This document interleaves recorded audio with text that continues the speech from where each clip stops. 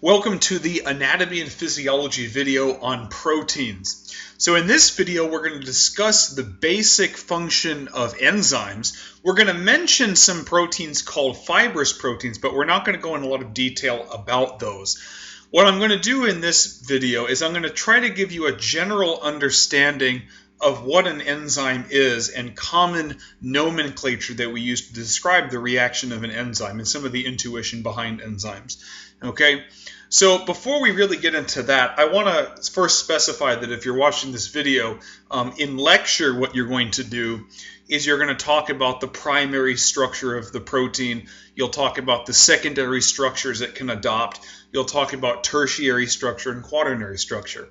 I'm not going to go into the heavy-duty details of those in this video. Eventually, I might have a video on that.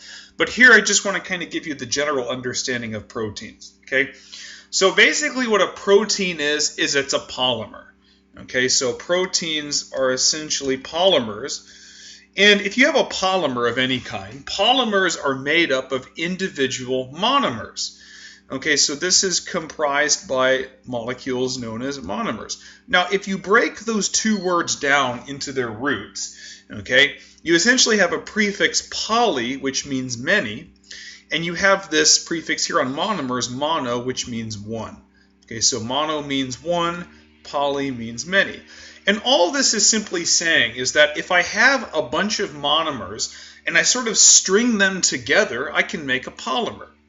And the polymer is precisely what a protein is. Okay, so what proteins are is they are strings of amino acids. So the monomer essentially for the protein is going to be an amino acid. Okay, and there's going to be a lot of them strung together. So kind of a grossly oversimplified way to view what a protein is basically what you'll have is here's amino acid 1, and then it's going to be somehow connected to amino acid 2, and then that's going to be somehow connected to amino acid 3. And I think you get the picture. It goes on and on like this until you get to what they call the amino acid at the C-terminus. We're not really concerned much about that. But the idea is that if you string a bunch of these amino acids together, kind of like the beads on a necklace or the beads on a string, you get a protein. Now, this particular arrangement of amino acids that I've shown you is very incomplete, because all I've done in this is I've shown you the sequence. This amino acid would have a certain identity. This one would have another identity. They would all have a certain identity. But all I've done by showing you this is I've shown you the sequence of amino acids. Okay, I haven't shown you the structure of the protein. Okay, I haven't shown you any kind of structure of any kind. All I've done is I've shown you in order the sequence of amino acids. And this sequence is termed the primary structure. So what you do is you give it this 1 with this degree sign up here, and that means primary. So this is specifying the primary structure. So all the primary structure of a protein does is it describes the sequence of amino acids. In no way does the primary structure tell you the shape of the protein. What we're going to find essentially in our studies of proteins is that they actually take three-dimensional shapes. Well, what does that mean? Well, if I have something that has a three-dimensional shape, that means that every single point on the protein would be identified as having an X position, a Y position, and a Z position, right? Because it's three-dimensional. So the X direction is one direction, Y direction is another, and Z direction is another. So if you have the protein, you can specify every point in it by an X, Y, Z coordinate system. Okay, so these are three-dimensional molecules. Okay, so what we generally say is that this string of amino acids is a whole molecule. So one enzyme is generally considered one whole molecule, and you can represent every single point on the protein with an X, Y, and Z coordinate. Now, I'm not going to go in excruciating detail about secondary, tertiary, and quaternary structure, but suffice it to say, once you start getting into tertiary structure, now you're getting into structures in which the protein has folded into a three-dimensional shape. And the same thing goes for quaternary structure. This particular protein right here, this is a protein termed hexokinase. This is the one of the committed steps in glycolysis, a pathway that you would talk about in something like microbiology or biochemistry. This protein right here, this is termed an antibody. Antibodies are important for the immune system in terms of tying up dangerous proteins in bacteria and producing an inflammatory response. And then this enzyme over here is termed a cytochrome P450. We'll talk about those enzymes actually when we start studying the smooth endoplasmic reticulum and organelle of the cell.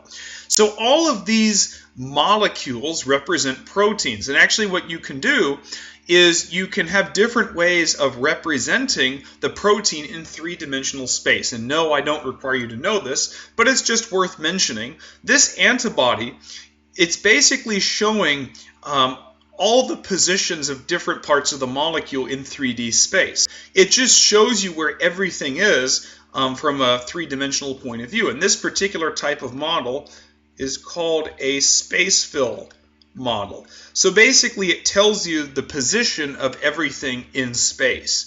But there are some sequences, some pictures that actually show you the secondary structures. And that's what these are right here. Hexokinase here is shown in something referred to as a ribbon diagram. Okay, the P450 over here is also a ribbon diagram. And so what you can essentially see in some of these ribbon diagrams is you can see things like alpha helices. So this is an alpha helix right here. The alpha helices in a protein essentially look like these coils. And then there are other secondary structures like these yellow things right here in hexokinase that are called beta strands. And actually, we're not going to go in detail here about this, but alpha helices and beta strands are actually the two main secondary structures in proteins. And the idea behind a ribbon diagram is it shows all of the secondary structures. Okay, there's another kind of secondary structure that are these little strings out here. These are sequences of amino acids, and their particular type of shape is called a random coil. So those are basically the three secondary structures: alpha helix, a random coil, and then a beta strand. Okay, and ribbon diagrams represent those. Now, I also want to point your attention to another thing, is these proteins lie in different regions. Okay, so for example, hexokinase, this is an enzyme or a protein that's located in the cytosol. Okay, so hexokinase is an enzyme in glycolysis. No, you don't have to know that. But glycolysis is an enzymatic process. It's 10 steps, and it occurs in the cytosol of cells, the cytoplasm. Okay. Antibodies, okay, these are located in the blood, and the blood is what we call an extracellular fluid. I'll typically abbreviate this as ECF, so the extracellular fluid. Cytochrome P450, if you look over here, you can kind of see the outline of what is actually the membrane of the smooth ER. So these proteins can also exist in a membrane. Okay, in this case, it's the smooth endoplasmic reticulum. Okay, but you can also have them in the plasma membrane. So my point in showing you all this is so you can understand that proteins are polymers of individual monomers called amino acids, like beads on a string, where the amino acids are the beads, and they have three-dimensional structures. Okay, and the three-dimensional structures can be represented by space-fill models like the antibody, or they can be represented by ribbon diagrams which show you the secondary structures, that is alpha helices, beta strands, and random coils. And then my other purpose in showing you this slide is that these proteins exist all over. They can exist in the blood like the antibodies, they can exist in the cytosol of cells, or they can exist in membranes like the smooth ER, as in the case of cytochrome P450. So hopefully that gives you a little bit of intuition on where these proteins are. But what we're really concerned about here is kind of the idea behind proteins and why they're important. Well, we can have things called fibrous proteins, and fibrous proteins are proteins that give structure.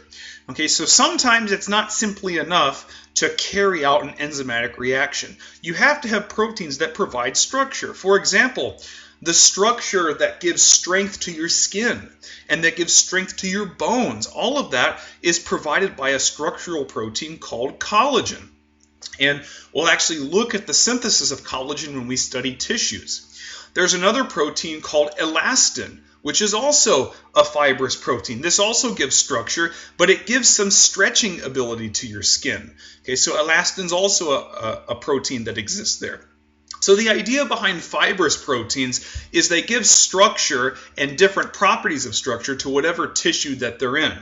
And usually these fibrous proteins make up connective tissue. Another example that we won't really look at is keratin. Keratin is the protein that gives structure to your hair, to your nails, and so forth. Okay, so hopefully that makes a little bit of sense. And keratin also makes up a lot of your skin proteins in your epidermis. Okay, so they're giving structure. Okay. However, one of the really critical functions of proteins comes from something that's not a fibrous protein. And this type of protein, I'll write it down here in green, this type of protein is called a globular protein. And in general, when we're talking about globular proteins, for the most part, we're talking about enzymes. Okay, so let me find a place to write that. Let me just write it by cytochrome P450 because this is an enzyme. Okay, and actually so is hexokinase. This is also an enzyme. So before I go into a heavy-duty definition of what an enzyme is, I want to tell you a little story.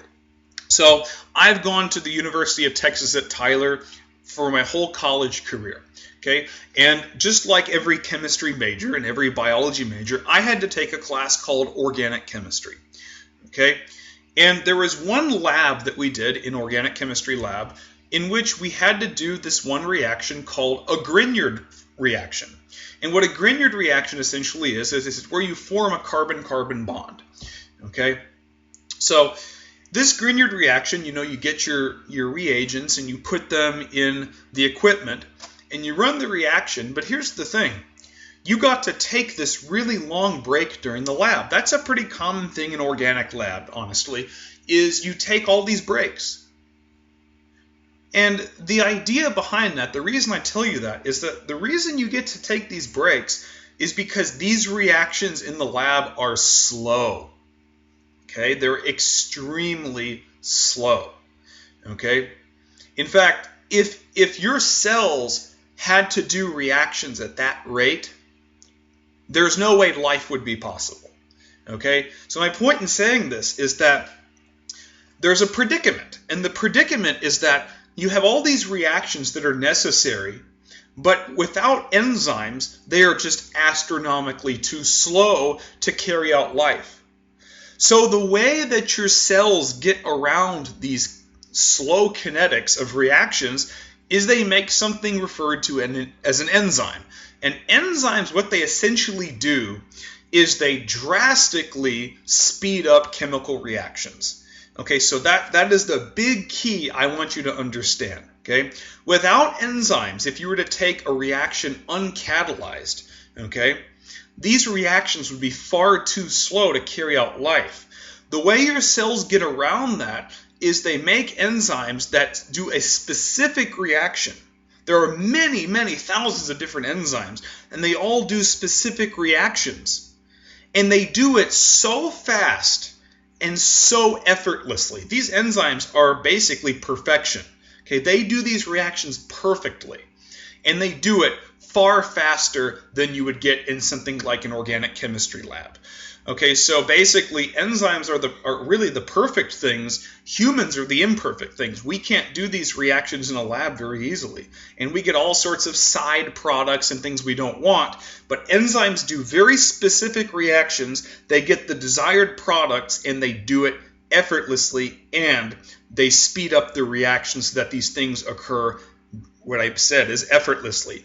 One number that I want to show you just to illustrate this. There's an enzyme that we're going to talk about later on, and this enzyme is called catalase. You don't have to worry about this right now, but catalase is an enzyme that gets rid of hydrogen peroxide. Now, to give you some intuition on exactly how fast these guys are, catalase's rate, one enzyme, just not even a group of enzymes, not a mole of enzymes, one molecule of enzyme catalyzes 40 million reactions per second.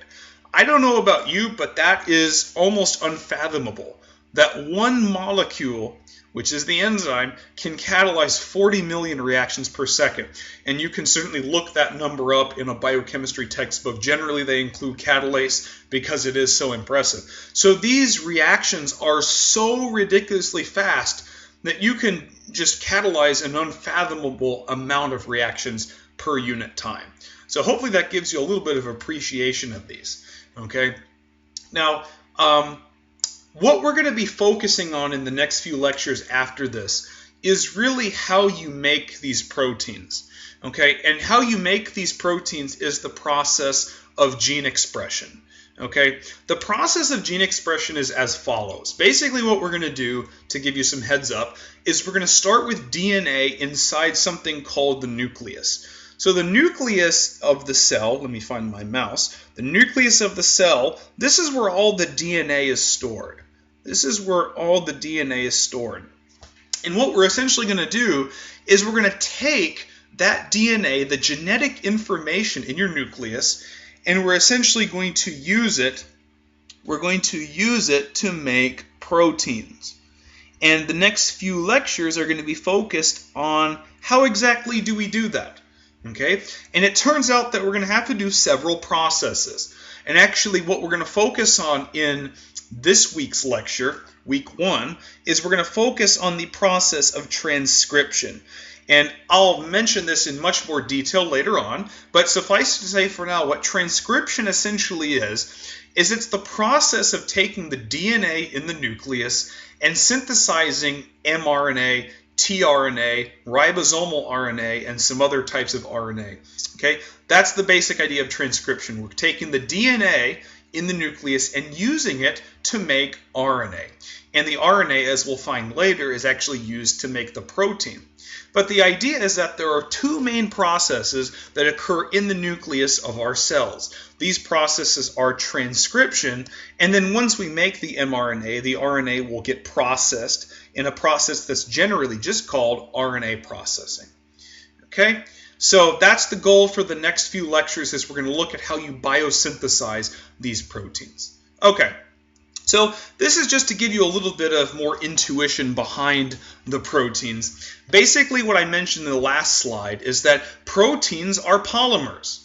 And specifically, the monomer of proteins is called an amino acid. So I'm not going to test you on, you don't have to know all these little bitty structures of amino acids, save that for a biochemistry course. What I just want to show you is the general backbone of an amino acid.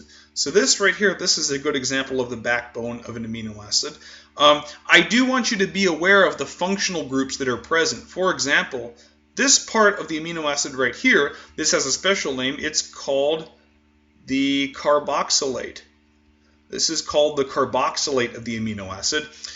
You've probably from intro to chem seen carboxylic acids. This one is just deprotonated at physiological pH. We have another group over on this side. This is called the amine.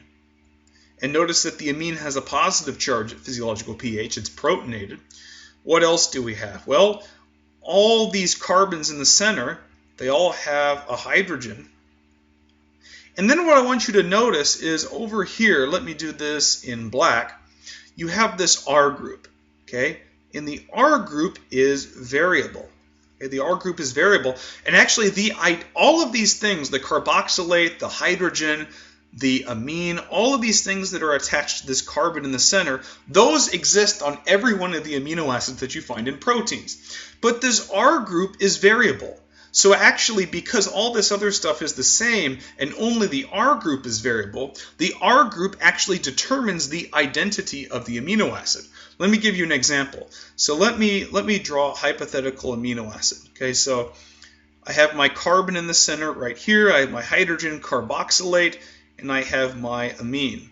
Well, let me give you an example of an R group. Let's say I have this R group right here. So this is a very important amino acid in humans. This particular one, notice what the R group is. It has 3 carbons right here, and the last carbon, the terminal one, ends in a carboxylate. This particular amino acid is called glutamate. This is glutamate.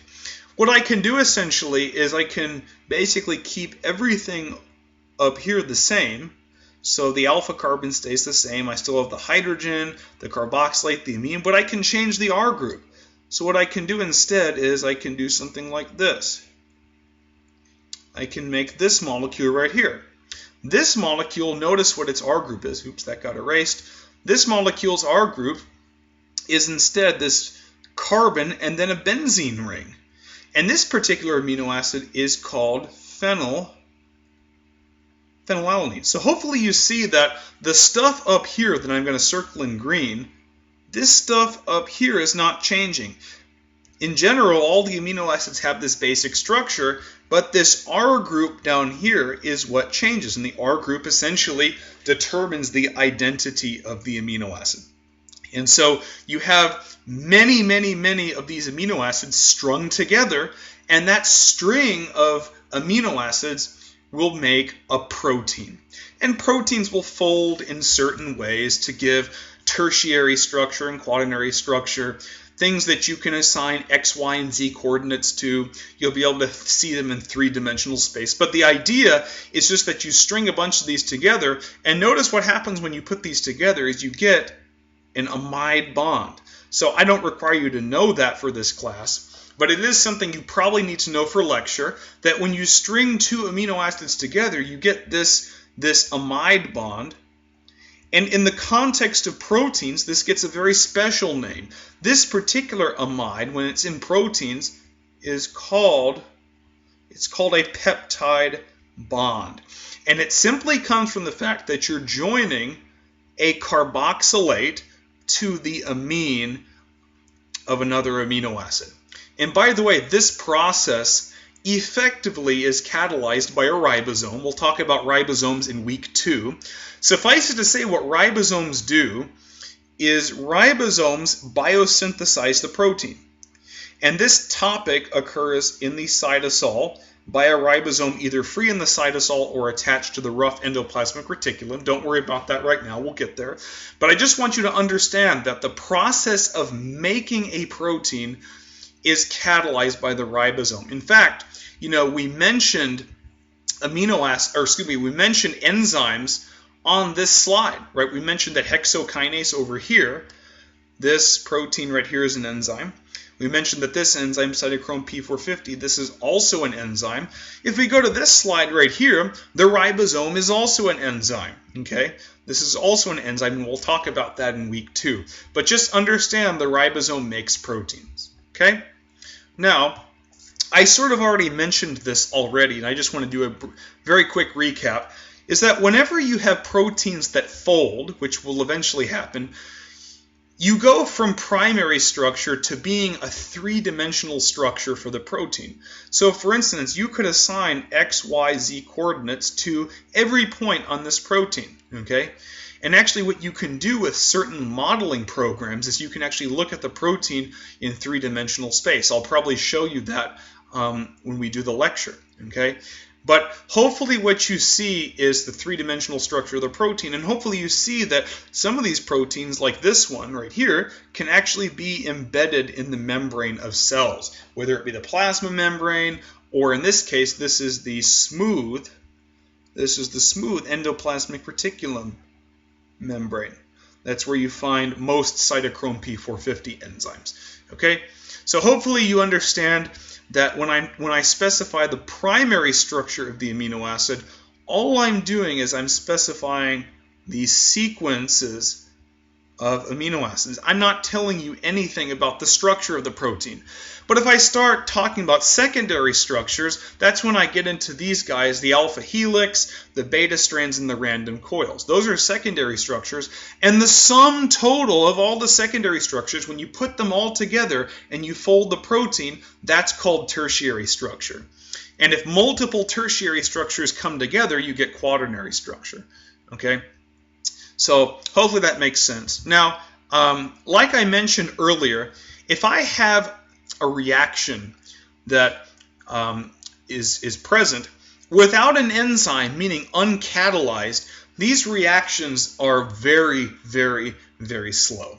Like I mentioned, when I was in organic chemistry lab, we did a reaction using a Grignard reagent, and we were forming carbon-carbon bonds, and that particular reaction took about 3 hours to do. It was a very long reaction. But you can have some enzymes that do similar reactions, and they do hundreds of these reactions per second. These are ridiculously fast when you compare them to reactions that humans do in a laboratory setting. And like I mentioned, one thing that we have is catalase. Catalase is about 40 million reactions per second. That's a very impressive number, and as far as I know, it's the fastest enzyme in nature. It's not the highest rate enhancement, but it is the fastest enzyme. So here's the key with enzymes that you need to keep in mind. Reactions without enzymes are too slow to carry out life, meaning you can't do enough of these reactions to sustain the activity of the cell. The cell will die without the enzymes. So the idea behind enzymes is you make them and they drastically increase the speed of the reaction, and that allows life to take place. Without enzymes, there is no life because reactions are too slow. So what's the key? Enzymes speed up reactions. So hopefully that makes sense. Now, one thing you're going to see a little bit in this class, and if you go on to take other classes, you'll also see this, is you'll see these common pieces of nomenclature for enzymes. And it's very important that you understand what these are. So these are two enzymatic reactions. They don't have anything to do with one another. They're completely biochemically isolated from each other. They're separate. Okay. Basically, what these are showing is typical enzyme reaction nomenclature. Okay, so for example, they don't include it here. What they'll often do is they'll put the name of the substrate here. This substrate is called arotidylate. Okay, and then a lot of times what they'll do is they'll draw the structure of the molecule. For instance, this molecule right here, this is arotidylate. Okay, the product is usually shown on the right. Okay, this molecule, this is called uridylate. Okay, and here's the idea. What you typically do when you're depicting a chemical reaction is you draw an arrow that points from the substrate of the reaction toward the product. So notice how this arrow points from the substrate to the product. It's pointing from arotidylate to uridylate. Okay, and so anything that's really on the tail of this arrow, anything that's right here that comes onto the arrow, these are basically considered the substrates. If the arrow comes off, or whatever's coming after the arrow on the tip of the arrow, these right here, these are considered products because they are on the tip of the arrow. Notice this is the tip of the arrow right here. If they're coming off of the arrow like that, they're considered products. So in the case of this top reaction, this molecule right here, this is called carbon dioxide. So in this case, carbon dioxide is considered a product, uridylate is considered a product, and the molecule that the enzyme reacts with, that's usually considered the substrate. Okay? If you were talking about it with respect to organic chemistry, you'd call it the reagent. But when the enzyme reacts with it, we call it the substrate. Also, what's typically done is beneath the arrow, they'll put the name of the enzyme. Okay? And sometimes you can figure out what the reaction does based on the enzyme's name. Okay, so this is a good example. Notice I kicked off carbon dioxide. And no, you don't have to know this reaction. This is just an example. But notice I kicked off carbon dioxide, so it's decarboxylating the molecule. So you give this enzyme the name arotidylate decarboxylase. So most of the times you'll see the name of the enzyme reflect what the reaction actually is. And usually what you do is you put the enzyme name either above or below the main arrow. Okay? I can also look at another example. This reaction is going to take a molecule that you should be very familiar with, probably from a biology class. This molecule is called adenosine triphosphate. It's the form of energy currency in all cells. So ATP is a very important molecule. And there's an enzyme, again, you put the enzyme name there, and just for space's sake, they put the name of the enzyme actually above the arrow, but it's the same thing. So this is the enzyme name, okay? And notice the arrow is going to point away from the substrate. ATP is the substrate of this reaction, and it points toward the product, and this product is called cyclic AMP. This is actually a very important molecule that you'll see when you get into biosignaling. We'll at least mention it at some point, but you don't need to know any structures, you don't need to know any reactions or anything. But notice how at the tip of the arrow, that's where cyclic AMP is shown. Then we also have an arrow coming off of the main arrow. That means that this is also a product. So not only is cyclic AMP a product, but this molecule down here, which is actually called pyrophosphate, this is also a product. Okay, so anything that's coming off of these arrows is considered a product. If it's kind of coming into the arrow like this, then it's considered a substrate. So what I can do is let me show you a generic reaction that I could have. Let's say, for example, let me kind of do it in the middle here. Let's say I have some reaction.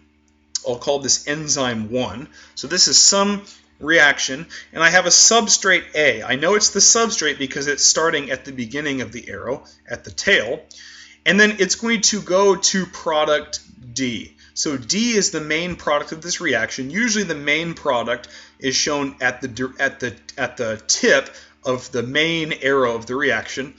And then let's say I have something I didn't show earlier. Let's say I have a substrate B that comes in. Well, I know it's a substrate because it's coming into the main arrow. And then let's say maybe this reaction kicks off molecule C. Well, it's on the tip of the arrow, so I know that C is a product. And this is pretty typical enzyme nomenclature, okay? And let's say, for instance, that there was a metal cation involved. So sometimes reactions use metal cations. Well, let's say it was magnesium, so you would put magnesium usually on the opposite side of the arrow that the enzyme is on. Okay, so hopefully that makes a little bit of sense. Okay, so this is pretty typical notation for enzymatic reactions. So hopefully that makes sense. In the next video, we're going to go over the basics of where you find DNA structure, RNA structure, and that's going to ultimately lead us up to studying the process of transcription. So hopefully that made sense. See you in the next video.